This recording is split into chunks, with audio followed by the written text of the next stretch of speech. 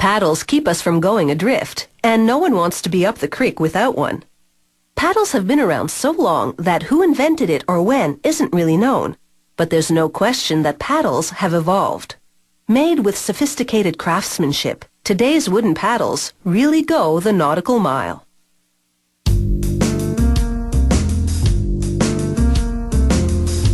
With paddles like these, you can really go far. Talk about upstream mobility. These days, paddles are often a blend of hard and soft woods for a result that's strong yet lightweight. They feed the boards to a multi-bladed ripsaw that slices them into uniform strips.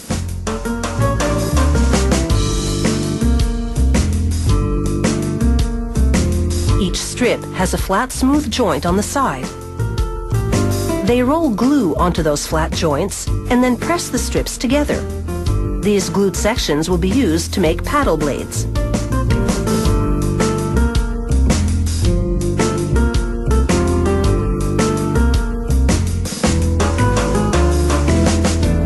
Over at another station, they're working on the paddle shafts, 2 at a time. They glue shorter pieces of wood for the handles and clamp them together to allow the glue to set.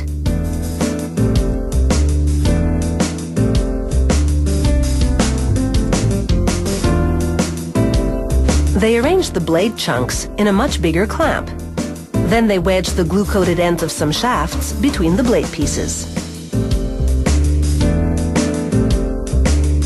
In a process called lamination, the blades are bonded to the shafts. The laminated paddle shapes are called blanks.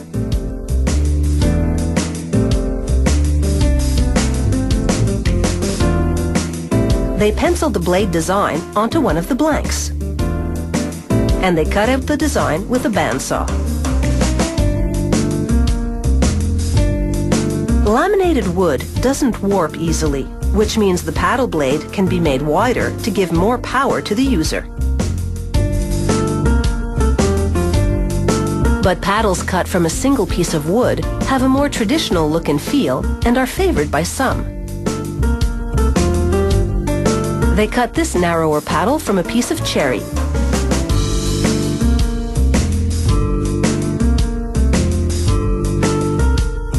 Modern tools make quick work of a design that hasn't changed very much over the centuries. In no time, they have a basic paddle carved from a single piece of wood. They round it off with a large router. It shapes and contours the paddle to its final dimensions and gives it a smooth finish. In just minutes, that chunky-looking paddle is transformed.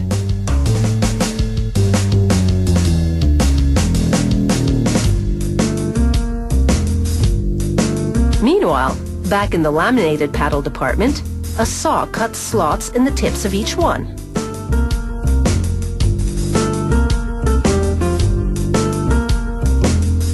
They mix up a liquid plastic concoction, then pour it into the slots where it hardens.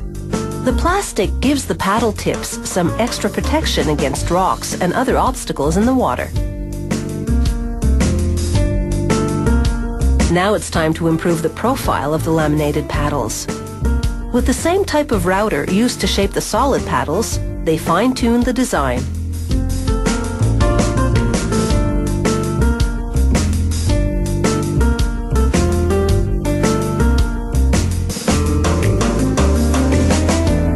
Both types of paddles then get a heavy sanding. They taper each one so it's much thinner at the tip.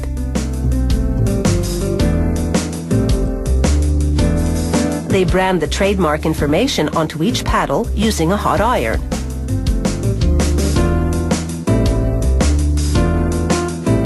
Then it's time for the paddles to take a dip in a tank of varnish that contains a sunblock.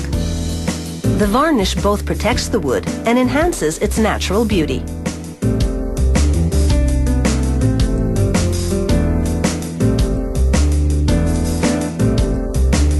They suspend the paddles on an overhead conveyor, and soon they'll be on their way to a waterway near you, where they'll be sure to leave ripples of approval in their wake.